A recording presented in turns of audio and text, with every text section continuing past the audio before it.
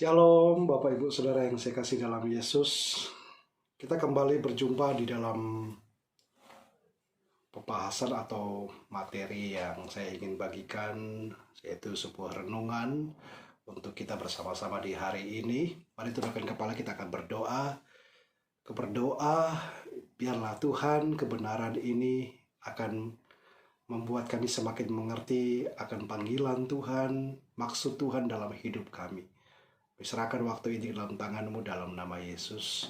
Amin. Bapak Ibu yang saya kasih dalam Yesus Tuhan, Amsal pasal 2 ayat 21, saya akan mulai dengan ayat ini. Sebab orang yang hidup menurut kemauan Allah, yaitu orang yang tulus hatinya, merekalah yang akan tinggal di negeri yang dijanjikan oleh Tuhan.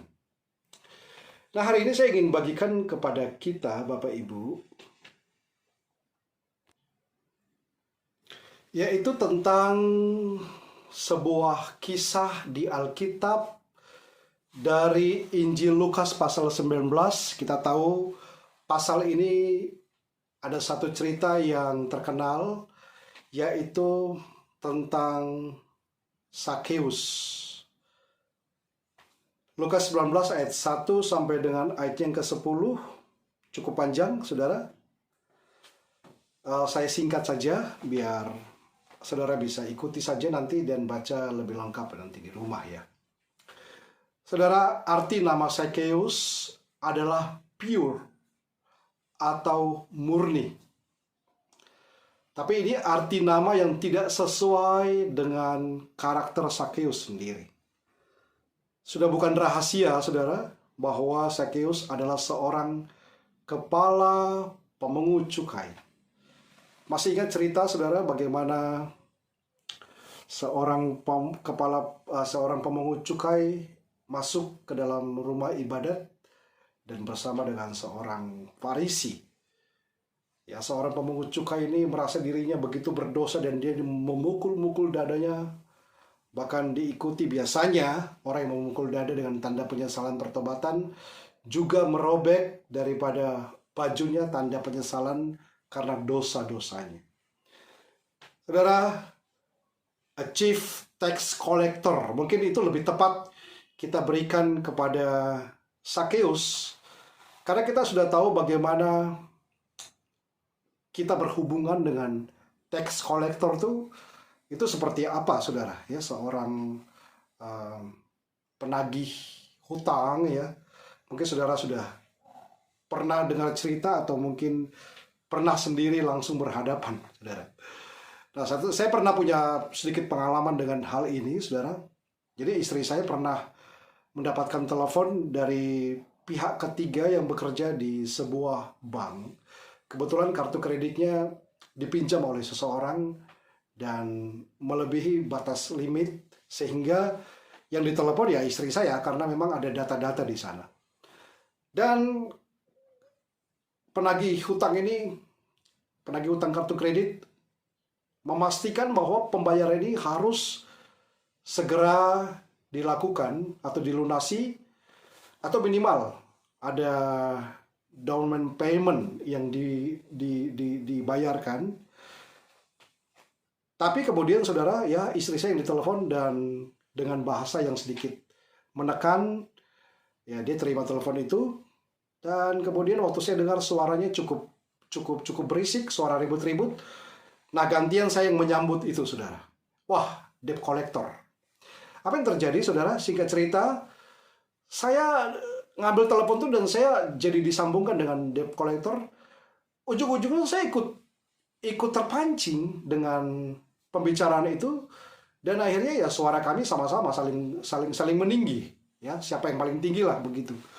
Dan akhirnya kebetulan saya tutup telepon dengan sedikit kesal, saudara, karena kami sudah cukup panjang berdebat di telepon. Ya, saudara mungkin juga sudah ngalamin ya, gimana saudara bisa berhadapan dengan tax collector ini, saudara, atau penagih hutang, ya. Nah, ini pekerjaan yang cukup berani dan cukup keras menurut saya. Dan itulah yang dilakukan oleh Sakeus. Ya, karena dia punya uang banyak, dia suruh pegawai-pegawainya mungkin yang narik teks dari atau hutang dari orang-orang segala macam.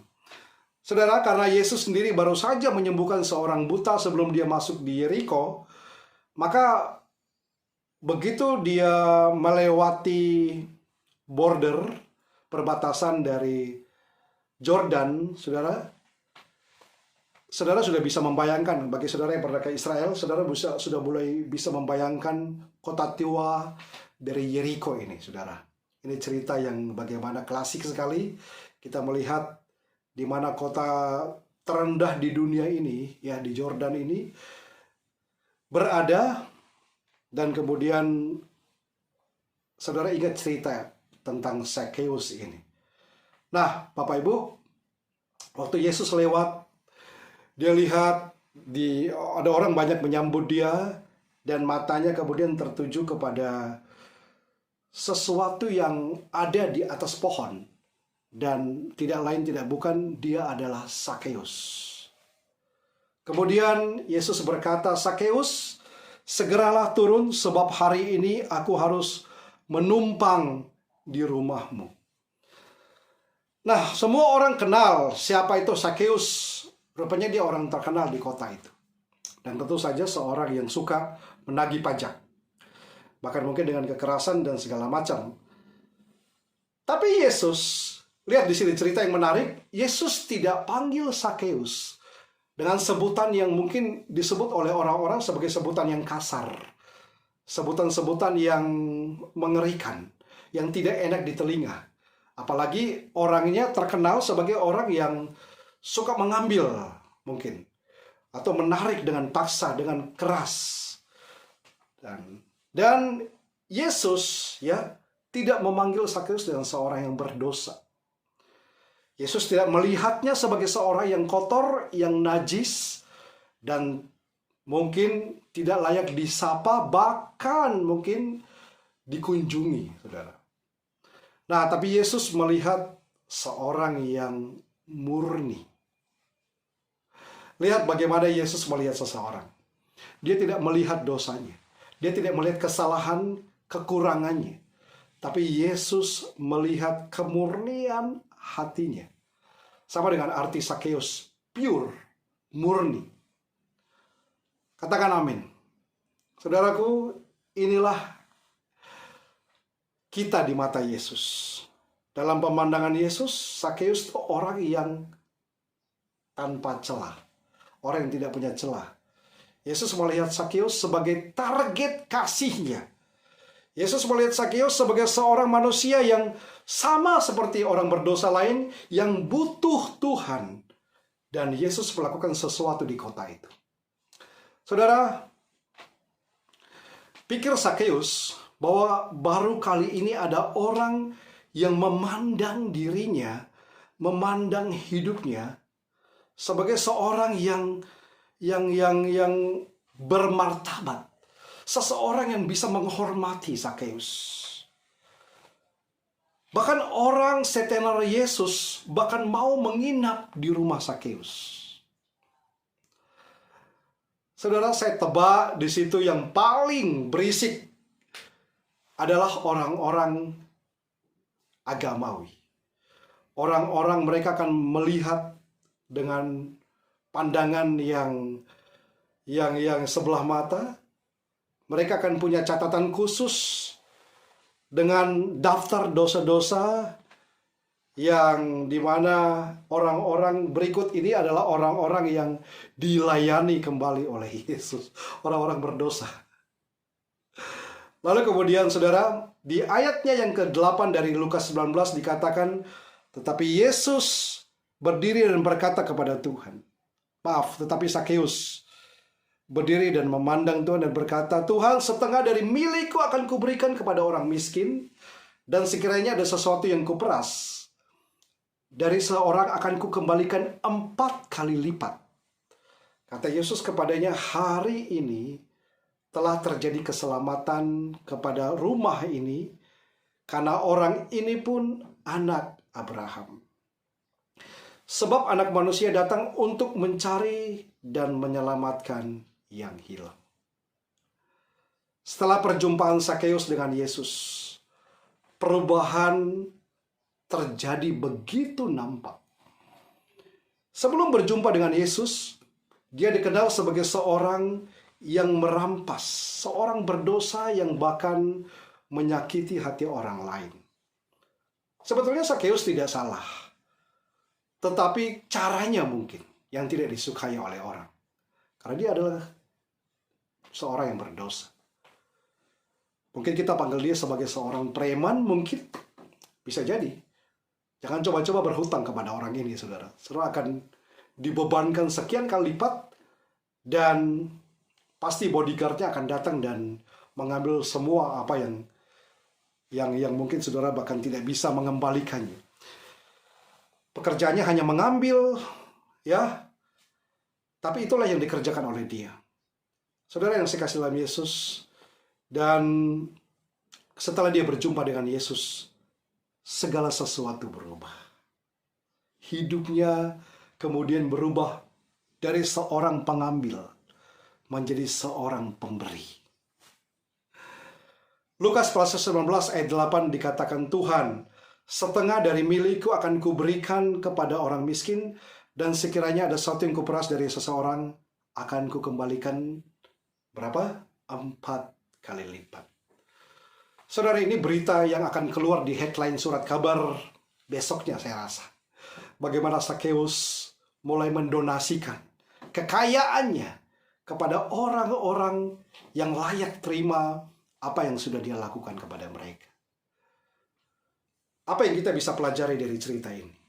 Saudara, bagaimana seseorang dibenarkan, itu adalah hal yang sangat penting bagi kita.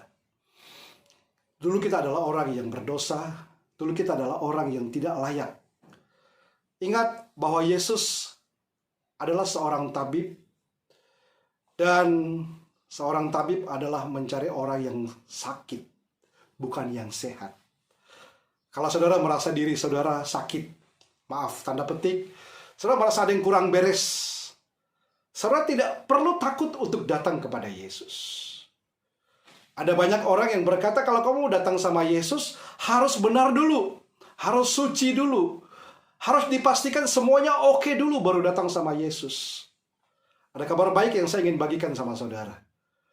Justru saudara dalam keadaan sakit, saudara dalam keadaan lemah, justru saudara dalam keadaan yang tidak punya pengharapan mungkin.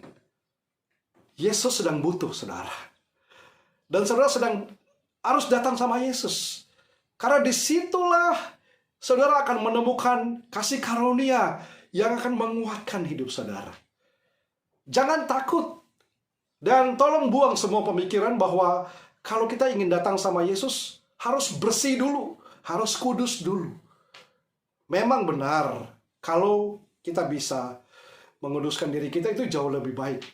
Tapi dalam keadaan saudara, kadang-kadang dalam keadaan kita kotor, seringkali ada orang yang berkata, doa kamu nggak dijawab Tuhan karena hidupmu terlalu kotor.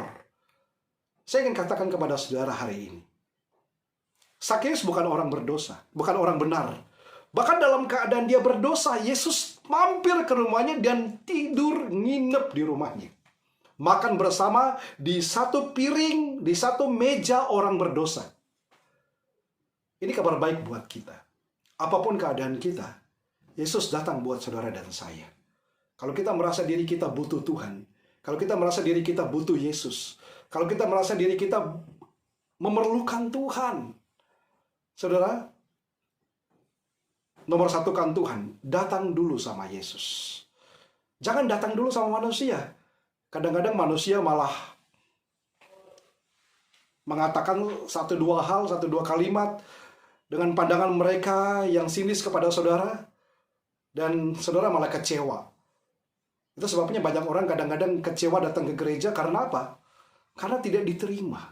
Saya kan satu cerita sebelum saya tutup.